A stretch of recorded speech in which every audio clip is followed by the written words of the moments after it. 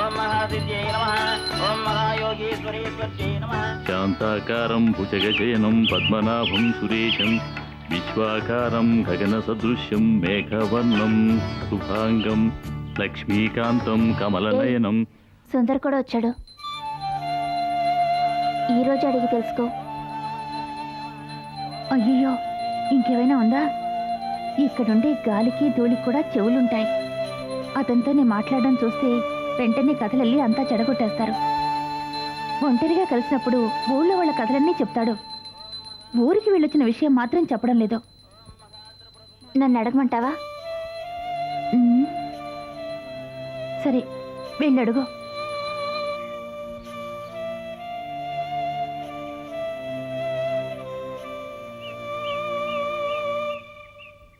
సుందర్,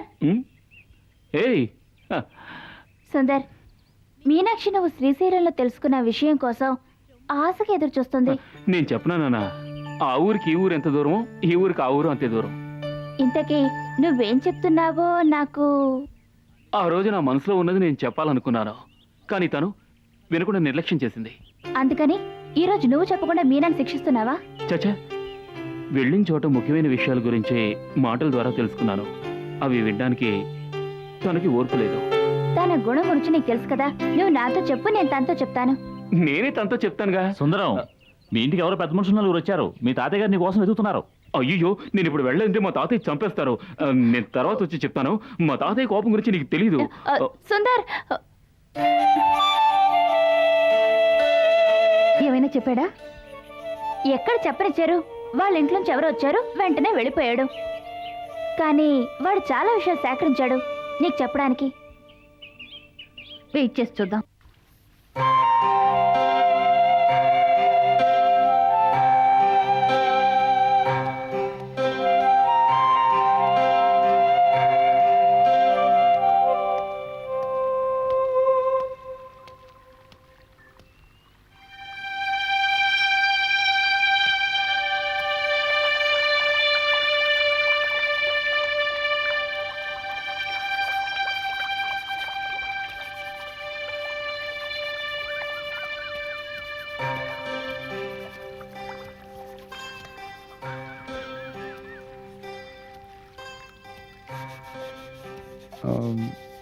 ఒరే కృప, ఏం చేస్తున్నావు? మీకు కనపడడం లేదా? పాత్రలు శుభ్రం చేస్తున్నాను. ఈ పాత్రలు శుభ్రం చేయడం మానేసి మన ఇంట్లో 10 పాత్రలు ఉన్నాయి కదా. వెజల్స్ గురించి కాదురా, పాత్రల గురించి చెప్పాను. కథా పాత్రలు, వాటిని రూట్లో పెట్టచ్చు కదా. మా అత్తయ్య గారు, మామయ్య గారు, తాతయ్య గారు, వీళ్ళ ముగ్గురు మెయిన్ పాత్రలు. తర్వాత మా మామయ్య గారికి చేతికి 5 వేళ్ళు ఉన్నట్టు 5గురు అమ్మాయిలు ఉన్నారుగా. ఒక్కొక్కడు ఒక్కొక్క విచిత్రమైన క్యారెక్టర్. కోతి బావమర్ది 6వ వాడు, వాడో నెగిటివ్ పాజిటివ్ క్యారెక్టర్. మీ మాటలు కనుక వాళ్ళు విన్నారనుకోండి, మీ తలకాయ ఎగిరిపోతుంది. నువ్వొకడవే. అందులో 4 మా మామయ్య గారి తల టాప్ లేపేస్తారు. ఎవరు వాళ్ళు? తెలియనట్టు అడుగుతావేంటి? అవి అక్కడ వాడేసిరా, చెబుతాను.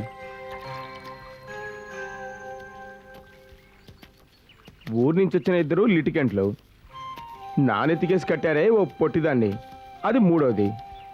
ఎదుటి వాళ్ళని చూసి కుళ్ళుతూ ఏడ్చే విశాల 4వది. వీళ్ళు పెట్టే హింస తట్టుకోలేకపోతున్నాను. అన్నగారు, బొంబాయి వదిన సునంద గారు, ఢిల్లీ వదిన సులోచన గారు వాళ్ళ అమ్మాయిల్ని తీసుకుని మన సుందర్తో సంబంధం గాయం చేసుకోవడానికి వచ్చారు. ఇద్దరిని చేస్తారా? 2 కాదు, అందులో ఒకరే. నాకు సందేహం. ఏమిటి? అదే పురాణాల్లోనూ దేవుడి కథల్లోనూ 2+1 3 ఎవరో చెప్పు. నాకు తెలీదు. పోనీ మావయ్య గారిని అడిగి చెప్తాను. వేధవ జన్మ. నేను నిన్నలేదురా, ఊరి నుంచి వచ్చాయిగా 2 పిశాచాలు, వాటిని అన్నాను. ఏ? సుందరేశ్వరుడు ఆ సుందరాంగనే ఇష్టపడుతున్నాడు. ఓ విధంగా దానికి భక్తుడయ్యాడు. వాళ్ళిద్దరూ కలిసి మాట్లాడుకోవడం నా కళ్ళారా చూశాను రా. ఏమిటి, మీనాక్షితోనా? అవును. తెలియగడుగుతున్నాను, మీరు సుందర్కి నిజంగా బావగారే కదా? కాదు, ఈ కుటుంబానికి సంబంధించినంత వరకు మీరు ముఖ్యమైన పాత్ర. అటువంటిప్పుడు మీరే సుందర్ దగ్గరికి వెళ్ళి, రే సుందర్, నువ్వు చేసేది తప్పు, ఇది మన కుటుంబానికి తగదు అని ఎందుకు అడ్వైస్ ఇవ్వలేదు? మామూలుగా మనం ఎవరినైనా దూరం చేయాలనుకుంటే గొడవ పడాల్సిన అవసరం లేదు, అడ్వైస్ చేస్తే చాలు. మన ఇంటికి న్యూసెన్స్ బయట నుంచి రావాల్సిన అవసరం లేదు. న్యూసెన్స్ అయినా నాన్ సెన్స్ అయినా అక్కాచెల్లెల రూపంలో మండిలోనే ఉన్నాయి. సుందర్ కోరికకి నేను అడ్డుపడ్ను. నాకు వీలైతే వాడికి ఇంకా సాయమే చేస్తాను. నువ్వు ఓ ఉపకారం చేయాలి. ఏమిటి? తాతయ్యనెత్తిన నామం పెట్టి మావని 2 వైపుల నుంచి మధ్యలో వాయిస్తున్న సునందని సులోచన్ని ఇంట్లోంచి తరివేయాలి. దానికి ఐడియా చెప్పు. ఏమిటనగారు, అలా చేయడం తప్పు కదా? ఇలా చేయడం తప్పు కాదురా, నమ్మించి గొంతుకొస్తేనే తప్పు. అందరినీ పట్టేది శనిగ్రహం, అత్తవారిని పట్టేది దశమగ్రహం. ఆ క్రెడిట్ నాకు దక్కాలి. దానికి ఐడియా ఇవ్వరా. తాతయ్యకి ఏమైతే ఇష్టం ఉండవో అవన్నీ చేయించండి. అందుకు ఆయుధాలుగా కోకిల వదిన గారిని, విశాల వదిన గారిని ఉపయోగించుకోండి. అవును, ఎప్పటి నుంచో ఒకటి అడగాలనుకుంటున్నాను. నువ్వేంటి వాళ్ళని నొక్కి ఒక్కడి నుంచి వదినా అంటున్నావు? నా తమ్ముడు కూడా అంతలా పిలవడరా. అపార్థం చేసుకోకండి, నాకు ఎదుటి వారికి గౌరవం ఇవ్వడం అలవాటు. అది కాకుండా నాకు బంధువులంటూ ఉన్నది వాళ్ళు మాత్రమే కదా. రే అన్నగారు నేనున్నానరా. వాళ్ళిద్దరూ వాళ్ళంతటా వాళ్ళే ఇంటి నుంచి వెళ్ళిపోవాలి, లేదా మనం వెళ్ళగొట్టాలి. వాళ్ళు ఇక్కడ ఉంటే అందరినీ చెడగొడతారు. నువ్వు పని చెయ్యి. అన్నగారు, తాతయ్య గారికి ఏవైతే ఇష్టం ఉండవో అవన్నీ లిస్ట్ ప్రిపేర్ చేసి మీకు ఇస్తాను. కానీ అవన్నీ వాళ్ళ చేత సవ్యంగా చేయించడంలోనే మీ గొప్పతనం ఉంది. ఏమిటి? తాతయ్య గారికి జాంగ్రీ అంటే మహా ఇష్టం. వాళ్ళని తీసుకెళ్లి ఇవ్వమనండి, వాళ్ళు కూడా ఇస్తారు. ఆయన తీసుకుని తృప్తిగా తింటారు. ఆ జాంగ్రీ వల్ల మన గాయత్రికి యాంగ్రీ వస్తుంది, తప్పకుండా అడ్డుపడుతుంది. చా, అదేరా క్లాష్కి స్టార్టింగ్ పాయింట్. శభాష్ రా, నేను ఈ రోజే ఈ టెక్నిక్ ని ప్రయోగిస్తాను. వెరీ గుడ్, వస్తాను. వెళ్ళండి. ఊరికి ఉపదేశాలు చేసే సోమనాథ దీక్షితులు, నీ వేలుతోనే నీ కన్ను పొడుస్తాను చూడు. మందర మంత్రం, శకుని తంత్రం రెండింటినీ మించిందే ఈ కృపా వంచన. అందుకు ఆయుధం కోదండ. సరిగ్గా పట్టుకోవే. అమ్మా అమ్మా. ఏమిటి? నాకు బోరు కొడుతుందమ్మా. బోరు కొడుతుందా? అయితే ఇప్పుడు ఏం చేయమంటావు? నోరు మూసుకొని ఒక చోట కూర్చో. ఏమిటి అలంకార సేవ జరుగుతుందా? ఏమిటే గాయత్రి, దేన్ని నోట్లో వేసుకొనివ్వవు? ఆ రోజు మీ అమ్మ చేసిన జిలేబీ తినవ్వలేదు, ఈ రోజు కాఫీలో పంచదార కూడా వేయనంటావేమిటి? ఇదే ఐడియా ఉపయోగించి తాతయ్యకి స్వీట్ ఇస్తే ఎలా ఉంటుంది? అయినా ఈ గాయత్రి ఇంత బాధ పెట్టకూడదు. పాపం, ఆయన స్వీట్ అంటే మహా ఇష్టం. కనీసం ఆయన కళ్ళకు కూడా కనపడవదు. ఏం వదినా, మీ తాతయ్యని ఇంప్రెస్ చేయడానికి మీరు దీనిలో ఛాన్స్గా తీసుకోవచ్చుగా. ఏ విధంగా? తాతయ్యని ఎంతో ఇష్టమైన జిలేబీ తినవ్వకుండా మీ చెల్లెలు గాయత్రి ఇంట్లో రూల్ పాస్ చేసింది. ఆ చట్టాన్ని మీరి జిలేబీ తినడానికి ఆయన సిద్ధంగా ఉన్నారు. కనుక మీరేం చేయాలి? ఎవరికీ తెలియకుండా ఓ 1/2 కిలో జిలేబీ తీసుకొచ్చి అది మీ అమ్మాయి మాయ చేతికిచ్చి మీరు తోడుగా వెళ్ళి స్వీట్తో వివాహ విషయం మాట్లాడుతున్నట్టుగా మెల్లగా టాపిక్ను మొదలు పెట్టండి. తనకిష్టమైన జిలేబీ తెచ్చిన మిమ్మల్ని మనసుకు నచ్చిన మనవరాలు అంటారు. మీ అమ్మాయిలైన కూడా క్లియర్ అవుతుంది. నేను మోడర్న్ డ్రెస్ వేసుకుంటేనే ఆయన కోపడ్డారు, నెత్తిన ఒకటి ఇచ్చారు. అది ఆయన మేనరిజం, నువ్వు అపార్థం చేసుకున్నావు. Correct idea. చాలా థ్యాంక్స్ కోదండం. నువ్వు చెప్పిందే కరెక్ట్. ఎవరికీ తెలియనివ్వకుండా అనుకున్నది సాధిస్తాను. ఏయ్ పదవే.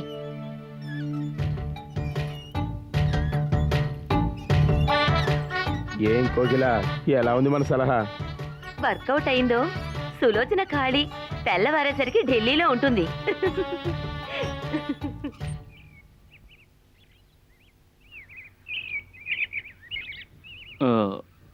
ఆ పుస్తకాన్ని తెరిచి పట్టుకోండి. అప్పుడే చూసే వాళ్ళకి అనుమానం రాకుండా ఉంటుంది. పైగా చదువు గురించి ఏదో మాట్లాడుకుంటున్నారులా ఉంది అనుకుంటారు.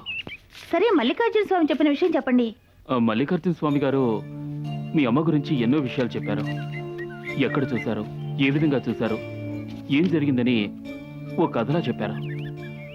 మీ అమ్మగారు గర్భవతిగా ఉన్నప్పుడు ఆవిడికి సీమంతం చేసి పళ్ళు తాంబూలాలు ఇచ్చింది కూడా ఆయనేనట. ఆయనే ఇవన్నీ నాతో వివరంగా చెప్పారు. ఏం చెప్పారు? అదేమిటంటే అయ్యయ్యో చచ్చాను రా దేవుడా. ఇదిగో చదువు చదువు చదువు చదువు చదువు. శ్రీ ఆంజనేయం ఇక్కడ కాదు, వెళ్ళు వెళ్ళు.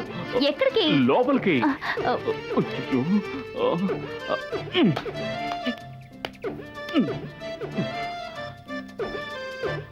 పడిపోగలవు, జాగ్రత్త. అయ్యయ్యో శ్రీ ఆంజనేయం, శ్రీ ఆంజనేయం, ప్రసన్నాంజనేయం, శ్రీ ఆంజనేయం, శ్రీ ఆంజనేయం, శ్రీ ఆంజనేయం, శ్రీ తమాషా చూస్తావేంటి? చదువు. శ్రీ ఆంజనేయం ప్రసన్నాంజనేయం ప్రభదివ్యకాయో.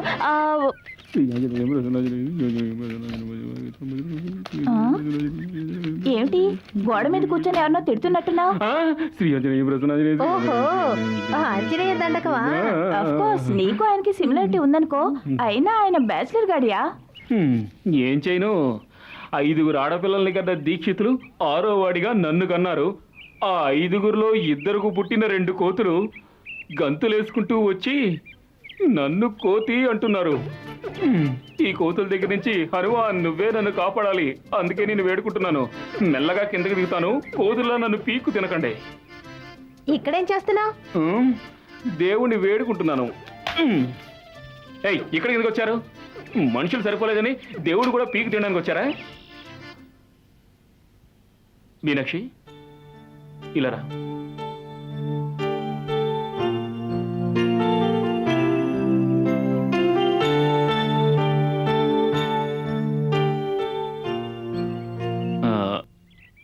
ఇంద్రా, శ్రీ ఆంజనేయ ప్రసన్నాంజనేయ ప్రభదివ్యకాయో. ఇంద్ర. శ్రీ ఆంజనేయ ప్రసన్నాంజనేయ ప్రభదివ్యకాయో. శ్రీ ఆంజనేయ. ఇంద్రాణి, బయటికి రండి.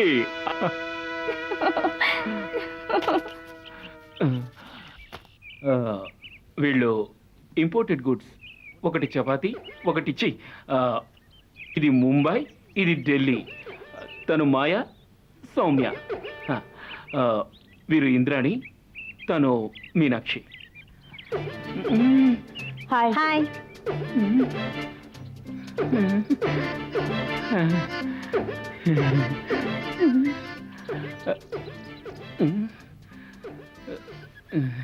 ఆపండి ఆపండి. ఎడ్ల బండిలో కూర్చున్నప్పుడు కూడా ఇలా హాయ్ హాయ్ అన్నారంటే ఈ ఎడ్లు పరిగెడతాయి. వీళ్ళిద్దరూ నా మేనకోడళ్ళు.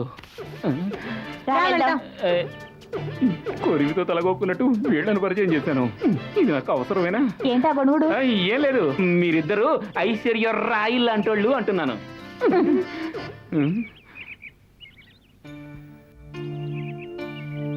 ఇప్పుడు కూడా వాడిదేం తప్పలేదు. నేను తెలుసుకోవడానికి వేళ ఎప్పుడు వస్తుందో.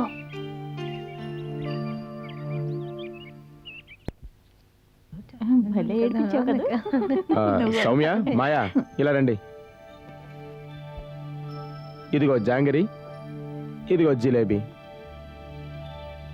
ఎందుకు బాబాయ్ ఇవి? అది జాంగ్రీ జిలేబీ 2 ఒకటే ఆ, కదా? జాంగరీ వేరు, జిలేబీ వేరే. నువ్వు వేరు, మీ అక్క వేరు కదా, అటువంటిదే ఇది. జిలేబీ జాంగరీ అంటే తాతకి మహా ప్రాణం. ఇవి తీసుకెళ్ళి ఇచ్చి ఆధారగొట్టి పారేయండి. సరే వెళ్ళండి. బాబాయ్. సరే బాబాయ్. ఏమండి, తాతయ్యకి జిలేబీ అంటే చాలా ఇష్టం. ఒకవేళ ఆయన వీళ్ళ వైపు మొగ్గితే? దానికి కూడా ఓ ఐడియా వేసి ఉంచానే, చూస్తూ ఉండు.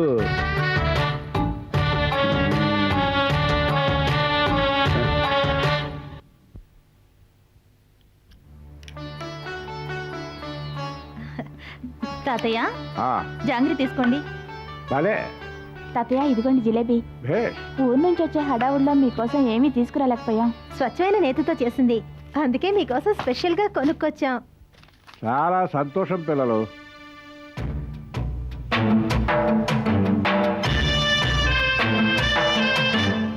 తాతయ్య, మీకు స్వీట్స్ అంటే చాలా ఇష్టం కదా? అందులోనూ జిలేబీ అంటే మరీ ఇష్టం కదా. తీసుకోండి తాతయ్య. అవునవును, ఇష్టమే, తింటాను. గాయత్రి వాటే నాకు వేదం. దానికి చెప్పకుండా తెలియకుండా నేను స్వీట్ని ముట్టుకోను. దాని పెళ్ళి నేను చూడాలి, దాని బిడ్డకి పేరు పెట్టాలి. అందుకు నేను ఆరోగ్యంగా ఉండాలి. గాయత్రి, నేను స్వీట్ తినలేదమ్మా. ఇదిగో తీసుకో.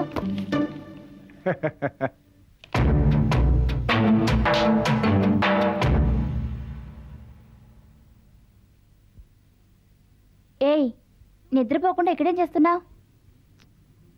ఏం లేదు. సరే, నువ్వు అఫ్రైడ్ సైకాలజీ గురించి విన్నావా? అంటే ఏమిటి? ఫర్ ఎగ్జాంపుల్, ఇప్పుడు ఇక్కడికి ఓ పావు వచ్చిందంటే నువ్వేం చేస్తావు? అయ్యయ్యో, పావా? పాము అంటే నాకు భయం. సర్లే మాట వరుసకేగా, వచ్చిందంటే ఏం చేస్తావు? భయంతో అరుస్తాను, పారిపోతాను. ఒకవేళ రేపు వచ్చిందంటే? వస్తుందని తెలిస్తే జాగ్రత్త పడతాను. అదే విధంగా కంటిన్యూస్గా 1 వీక్ వస్తే? ఉమ్, భయంతోనే ఎదురు చూసే స్థితికి వస్తాను. ఆ టైం రాగానే ఎక్స్పెక్ట్ చేసే సైకాలజీ వస్తుంది. సరే, వరుసగా 10 రోజులు వచ్చి 11వ రోజు రాలేదంటే ఏం చేస్తావు? ఎందుకు రాలేదా అని భయంతో కూడిన ఒక ఫీలింగ్ వస్తుంది. అదే నువ్వు గమనించాలి. సుందర్ కూడా అదే చేశాడు. నీ వెన్నంటే వచ్చాడు. నువ్వు ద్వేషించావు, దూరం చేసావు, తిట్టావు, కోపడ్డావు. కానీ ఇప్పుడు నువ్వు ఎదురు చూస్తున్నావు. Aversion turns into affection. Affection will changes aversion. హద్దు మీరితే ద్వేషం ప్రేమ అవుతుంది, ప్రేమ ద్వేషం అవుతుంది. అర్థమైందా? దీని పేరే అఫ్రైడ్ సైకాలజీ. మెల్లమెల్లగా సుందర్ నీ మనసులో నీకే తెలియకుండా స్థానం పొందాడు. అది నువ్వు అర్థం చేసుకో, యాక్సెప్ట్ చేయి. ఇంకో విషయం కూడా తెలుసుకో.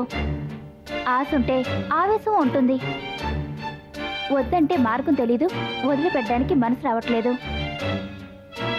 దీన్నే అంటారు స్ప్లిట్ పర్సనాలిటీ అని. ఏమిటి ఆలోచిస్తున్నా?